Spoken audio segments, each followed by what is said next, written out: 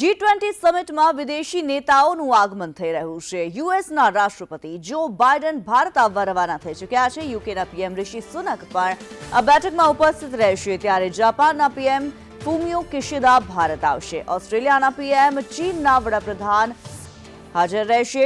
બ્રાઝિલમાં રાષ્ટ્રપતિ Louis ઇનાસિયો Lula दा Silva, રશિયાના વિદેશ મંત્રી સહિતના નેતાઓ ભાગ લેશે।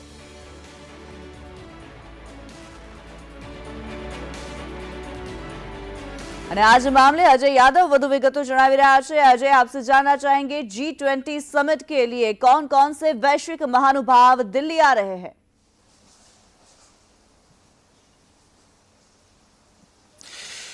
देखिए, G20 सम्मेलन की जो शुरुआत है कल से होने जा रही है। उसके लिए जो नेताओं के आने का सिलसिला है वो शुरू हो चुका है। एयरपोर्ट पे जितने भी लीडर्स अभी आ रहे हैं सबका न सिर्फ गर्मजोशी के साथ स्वागत किया जा रहा है बल्कि भारतीय पारंपरिक जो नृत्य है और उन मेहमानों को सबसे पहले दिखाया जा रहा है और फिर उसके बाद जहां पे वो ठहरे हैं वहां पे लाया जा रहा है। तो एक तरफ जहां भव्य स्वागत किया जा रहा है वहीं पर उनकी सुरक्षा के लिए बड़ी संख्या में पुलिस फोर्स दिल्ली के अलग अलग इलाकों में तैनात किए गए हैं। करीब 50,000 पुलिस फोर्स दिल्ली के अलग अलग इलाकों में तैनात किए गए हैं। यहाँ तक कि प्रगति मैदान जहां पर मुख्य सम्मेलन होना है वहां पर 16,000 जो सुरक्षा कर्मी है वो तैनात है। खास करके इनके कार्यक्रम की बात करें तो आज से ही तमाम सारे कार्यक्रम शुरू हो चुके हैं। प्रधानमंत्री नरेंद्र मोदी की न सिर्फ अमेरिका के बड़ा प्रधान के साथ या अमेरिका के राष्ट्रपति के साथ आज द्विपक्षीय वार्ता है बल्कि मॉरिशस और बांग्लादेश के भी जो राष्ट्राध्यक्ष हैं उनके साथ भी प्रधानमंत्री आवास पर यह बैठक होनी है। लेकिन कार्यक्रमों की अगर बात करें तो अभी थोड़ी देर पहले ही जो विदेश मंत्रालय की प्रेस कॉन्फ्रेंस हुई, भारत की क्या प्राथमिकता है और G20 सम्मेलन में क्या कुछ होने वाला है, ये तमाम सारी चीज़ों की जानकारी दी गई। और साथ ही साथ ये बताया गया कि भारत एक ऐसे वक्त में G20 की अध्यक्षता कर रहा है जब दुनिया भर में विकास की जो रफ्तार है, अर्थव्यवस्था की जो रफ्तार है वो धीमी पड़ी है। और ऐसे में निश्चित तौर पर दुनिया की अर्थव्यवस्था को न सिर्फ पटरी पे लाना बल्कि दुनिया की अर्थव्यवस्था को आम जीवन से किस तरह से जोड़ा जाए, इंफ्रास्ट्रक्चर से जोड़ा जाए, डेवलपमेंट के प्रोसेस को आगे बढ़ाया जाए, ये तमाम सारी चुनौतियां हैं। वो उसका डिक्लेरेशन एक तरह से तैयार हो चुका है। तमाम सारे नेता जब बोलेंगे तो उसके बाद जो उनके दस्तखत होंगे उसके बाद 10 तारीख को ये डिक्लेरेशन भारत की तरफ से जाहिर किया जाएगा। या कह सकते G20 का जो अध्यक्षता भारत कर रहा है उसका डिक्लेरेशन जाहिर किया जाएगा। लेकिन कल और परसों के कार्यक्रम की बात करें तो कल 2 सत्र भारत मंडपम में आयोजित किया गया है G20 के नेताओं का और परसों 1 सत्र आयोजित किया गया है। और उसमें भी महत्वपूर्ण बात यही है कि भारत की तरफ से यह कोशिश की जा रही है कि न सिर्फ भारत अपनी ताकत को दिखाए बल्कि भारत की जो सॉफ्ट ताकत है उसको भी दिखाने की कोशिश की जा रही है।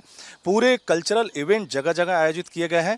यहाँ तक कि भारत के जितने भी अलग अलग राज्य हैं उनकी क्या खूबसूरती है, उनके क्या आर्टिजन है और वहाँ से क्या ऐसी चीज़ें हैं जो पूरी दुनिया को अट्रैक्ट कर सकती हैं, भारत मंडपम में उसकी प्रदर्शनी भी आयोजित की गई है ताकि विश्व नेता जब यहाँ पे आएँ तो इन सब चीज़ों को देखें।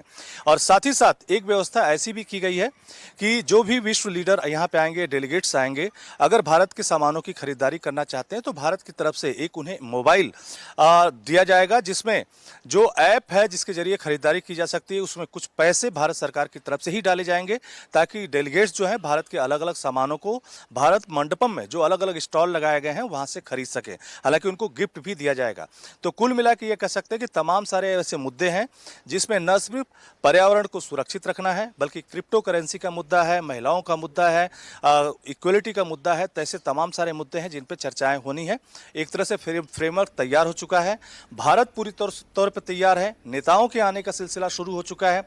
6:55 पर अमेरिका के जो प्रेसिडेंट हैं वो भारत आएंगे और 7:35 पर प्रधानमंत्री नरेंद्र मोदी के साथ प्रधानमंत्री आवास पे ये बैठक अमेरिका के प्रेसिडेंट के साथ होनी है। और उसके बाद जो बांग्लादेश की जो प्रधानमंत्री हैं शेख हसीना और इसी तरह से मॉरिशस के जो प्राइम मिनिस्टर हैं उनके साथ भी आज ही वार्ता होनी है। कुल मिला के प्रधानमंत्री का G20 सम्मेलन से इतर 15 से ज्यादा राष्ट्राध्यक्षों के साथ द्विपक्षीय वार्ता होनी है। जी धन्यवाद अजय इस जानकारी के लिए।